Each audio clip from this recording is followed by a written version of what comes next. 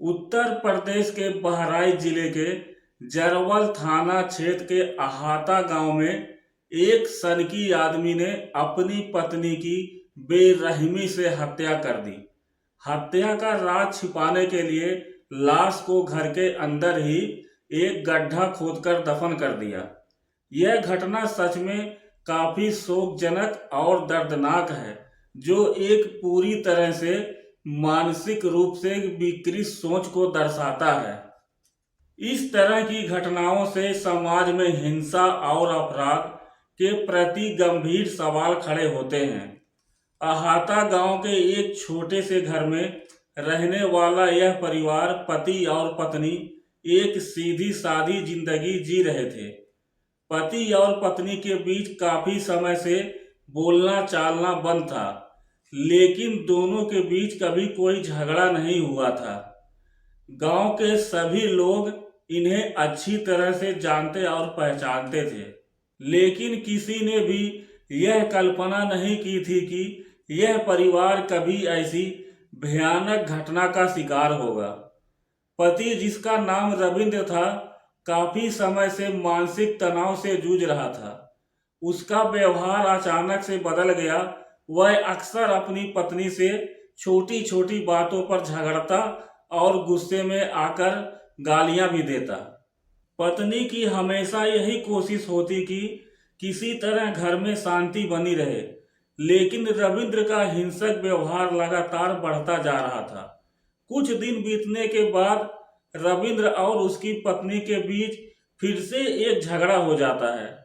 पत्नी ने कुछ छोटी सी बात पर आपत्ति जताई थी, जो रविंद्र को बहुत बुरी लग गई। गुस्से में आकर रविंद्र ने घर का दरवाजा बंद किया। उसके बाद पत्नी की बेरहमी से पिटाई शुरू कर दी। इस बार उसकी हिंसा ने एक खौफनाक मोड़ ले लिया। पत्नी के चीखने चिल्लाने पर भी रविंद्र को कोई फर्क नहीं पड़ा। उसने पत्नी को बेरहमी से मौत के घाट उतार दिया। लाश को छिपाने के लिए रविंद्र ने बेहद शातिर तरीके से काम किया। उसने पत्नी की लाश को घर के अंदर ही गड्ढा खोदकर दफन कर दिया। यह सब इतनी चालाकी से किया कि किसी को भी शक ना हो। ये सब करने के बाद घर से बाहर निकला। गांव में जाकर ऐसे घूमता जैसे उसने कुछ किया ही ना हो। रविंद्र की मानसिक स्थिति इतनी बिगड़ गई थी कि उसे यह अपराध करने में कोई पछतावा नहीं हुआ। वह खुद को निर्दोष मानता था। वह सोचता था कि किसी को भी इस घटना के बारे में पता नहीं चलेगा। कुछ दिन बीतने के बाद पत्नी के मायके वाले अपनी बेटी से मिलने आए। रविंद्र से पूछते हैं, मेरी बेटी कहाँ है, बुलाओ उसे।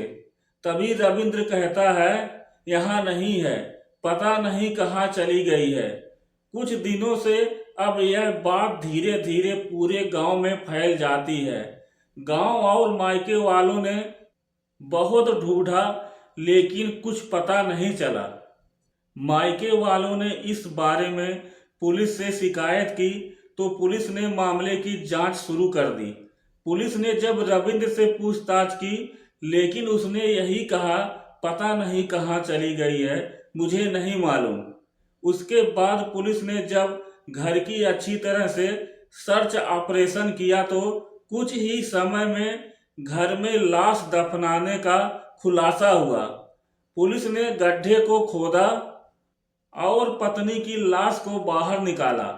रविंद्र को तुरंत गिरफ्तार कर लिया गया।